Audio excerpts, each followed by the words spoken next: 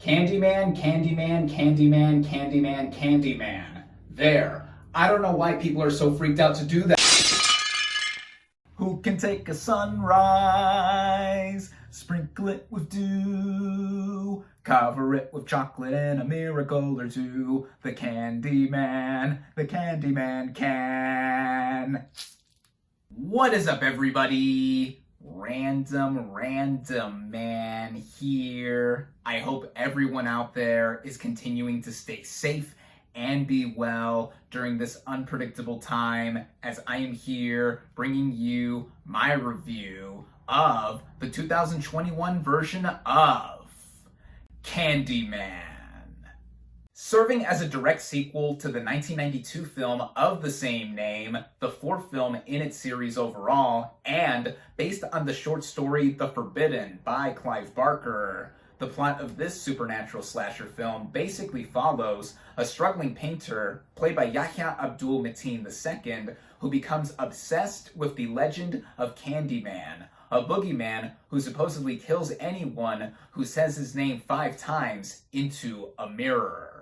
Going into this movie, I was curious to see it. Now, at first glance, many people are thinking, Alan, for future reference, if you don't know, that is my real name, Alan. How can you get excited over a horror film? Isn't that your least favorite genre of movies? Well, yes, but for one thing, the original Candyman film is something that is unique because it is a Chicago-based story, and I myself am from the area. I was born in Chicago and have been living in Chicagoland, so technically a nearby suburb, for all of my life. And having seen Candyman earlier in the week, I have to say that I did enjoy that film, and much of my enjoyment does come from a lot of the novelty of it being set in Chicago. Earlier segments of the film take place at UIC, which is the college that I recently graduated from over 2 years ago, and just other stuff with it. I do think it is a good film.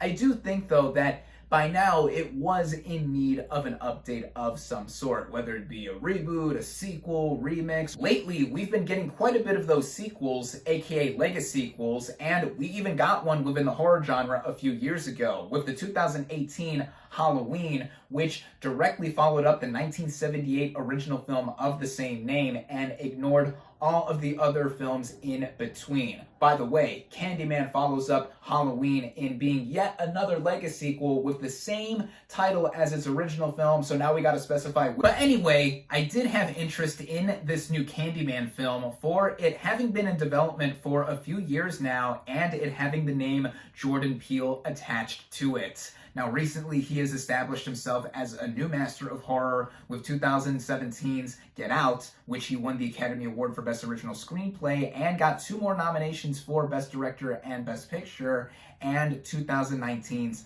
Us. And here, with Candyman, he is attached to the movie as a producer and a co-writer with Win Rosenfeld and director Nia DaCosta, who is currently on the rise. And luckily, earlier tonight, I was able to see this thing at the first public screening in theaters, where it is only currently available to view. Starting out with the cast and their performances, we have Yahya Abdul-Mateen II as Anthony McCoy, whose character was previously in the first Candyman film as a baby and was kidnapped by the title slasher villain, and now decades later, he is a fully grown adult. Now, this actor is one I've been paying attention to a lot in recent years. He is on the rise and has already gotten quite a bit of recognition with his Primetime Emmy Award-nominated turn in the 2019 miniseries Watchmen, which, similarly to this 2021 Candyman sequel, is a remix follow-up to its source material, and he was so great in that. I also loved him in The Trial of the Chicago 7, and now here, he is playing a character who has a lot to him. Him being at the forefront and having a direct connection with Candyman without knowing it at first. Anthony is a visual artist within the Chicago art scene and is looking for inspiration for what to do next, and then suddenly becomes obsessed with the urban legend of Candyman. And as the movie keeps going, you just see him further divert himself into what he has been immersed in, and it is shown visually with his performance physically, and also just how it is in himself that he is uncertain as to what is entirely going on, while being further overwhelmed with the idea of Candyman. And it's a credit to Abdul Mateen II as a performer, as he's magnificent here. We also have Tayana Paris as McCoy's girlfriend, Brianna, and she's also someone I've been paying attention to recently. Just earlier this year, she was in WandaVision, and I really liked her in that, and she will be in the next Captain Marvel film, now titled The Marvels, which will be directed by Nia DaCosta. And I think that with her character, she is more than just the typical girlfriend character here. She's an art gallery director, which is how Anthony is able to get his foot in the door within the Chicago art scene, and I thought they made for a cute couple. I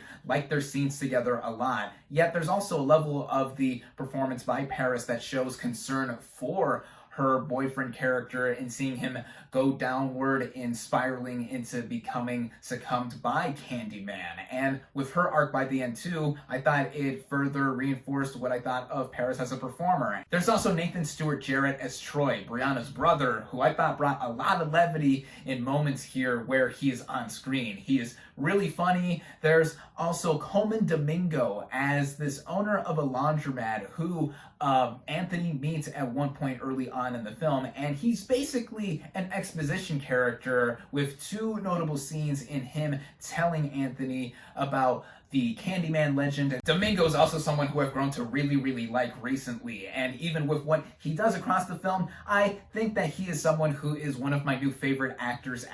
Then as for returning players of the first Candyman film, we have Vanessa Estelle Williams as the mother to Anthony, who had a substantial role in the first film, and here she only has one scene, but it's an impactful one. Virginia Madsen, who played the protagonist of the first film, Helen Lyle, briefly returns through photo and voice cameos here to establish the connection to the original. And then there's Tony Todd as the title boogeyman himself.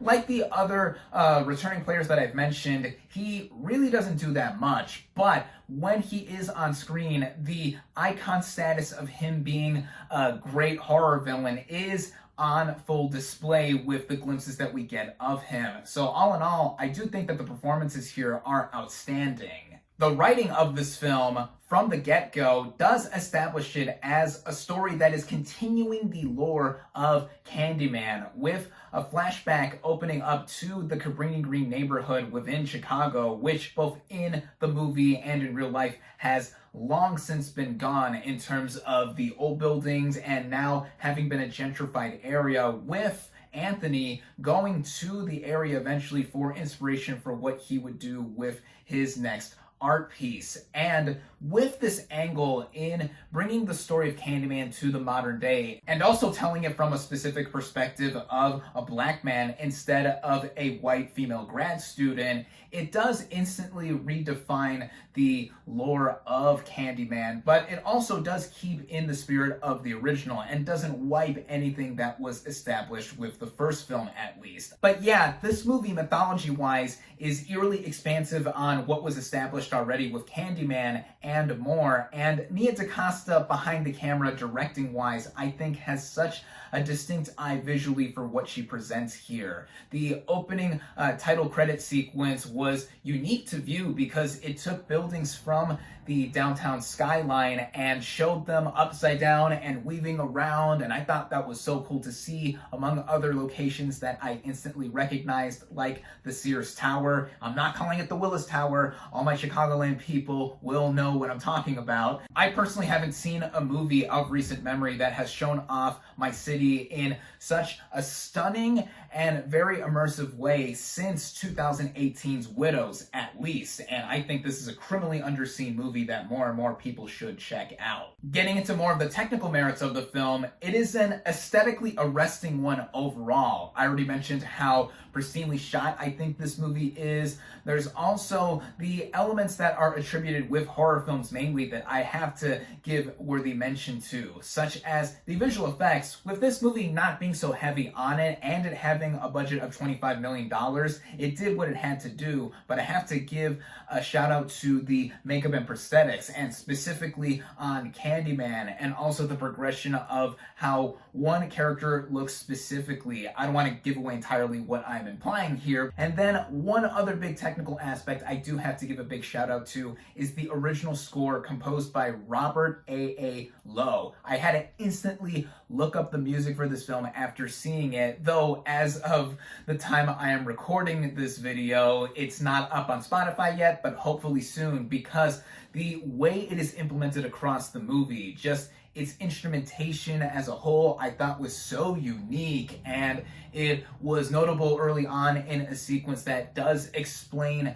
the backstory of the first film in a nutshell through puppets visually, which have been used for this movie's marketing, which I think further adds on into its style. And then all across it, just I was loving what I was hearing with the music, also with the subtle sound design too. It all ran along pretty compactly at a 91-minute running time, so this movie is on the short side, though I do have to mention that it is particularly paced with it being a slow burn. And I didn't mention it before because with all that I was really enjoying with the movie on a technical scale and with the narrative initially, it just did not have me mind or even notice that this movie was short, yet it was paced as if it was longer than 90 minutes anyway. And in speaking of that too, in how the movie did move and then go into its third act, the first 2/3 did play out as a loving expansion of the Candyman lore, as I've mentioned.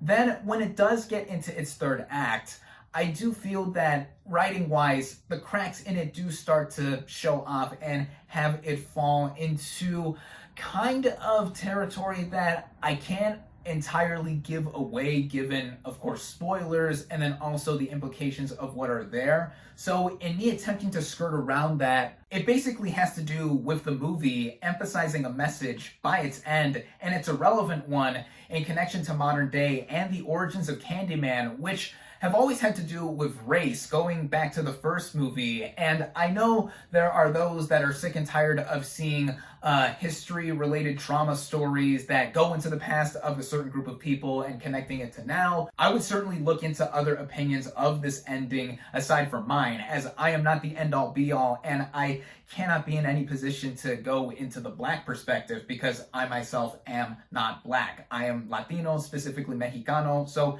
yeah. But with the ending, my thing is that the message and it going into a commentary was not my issue in it being there. It just happened right at the end of the movie as it was concluding, and with its final line and shot being so direct, I was like, okay, so the movie just ended, and it ended like that right there. To me, if there was more build up to it, or if the movie had been slightly longer, I would not have minded another 10 or 15 minutes or so. Then I think that there could have been a way to make this movie not feel like it yammered you over the head by its end, and then also narratively concluded very soundly. But in the way this movie currently stands, taking into account everything else that I have praised with it, I still found myself really enjoying it overall. As of now, I would even probably go as far as to say that I prefer this 2021 sequel over the 1992 original. That's likely a hot take that I might get spited for,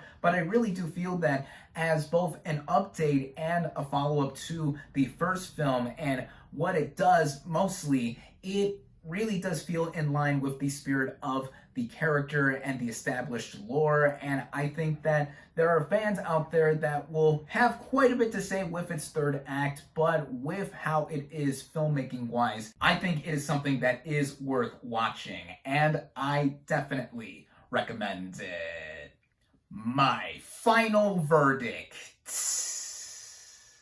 for Candyman is 4 out of 5 stars.